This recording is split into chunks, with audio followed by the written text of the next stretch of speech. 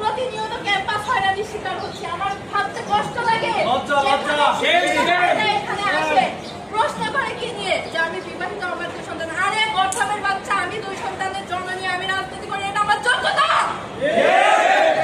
তুই তোর কোনো যোগ্যতা নেই, তুই এই জন্য পৌঁছান আমি বিবাহিত কি অবিবাহিত। আমাকে নিয়ে এগুলা করে কোনো লাভ হবে না, বরং তোরা ব্যর্থ হবে। তাই আমি সর্বশেষে বলতে চাই যে নারীদেরকে নিয়ে যে স্লাট শেমিং বলেন, এই যে এত কিছু হচ্ছে, এটা কিন্তু আসলে মেন্টাল একটা হ্যারাসমেন্ট, মানসিক একটা অত্যাচার, যে অত্যাচার ফ্যামিলির সাপোর্ট ছাড়া অনেক মেয়েরা সহ্য করতে পারে না। আপনাদের এই কুরুচিপূর্ণ মন্তব্য, আপনাদের এই লাঞ্ছনা বঞ্চনার কারণেই নারীরা আছে পিছিয়ে। যে নারীরা 24-এর সম্মুখে দাঁড়িয়ে আপনাদেরকে সেভ করলো, সেই নারীরা আজকে আপনাদের কাছে গণধর্ষণের পদযাত্রার মতো কথা শুনতে হয়। আমি নিন্দা জানাই, আমি বিশ্বাস করি এর সর্বোচ্চ শাস্তি সে পাবে। সবাই উঠে দাঁড়াবে।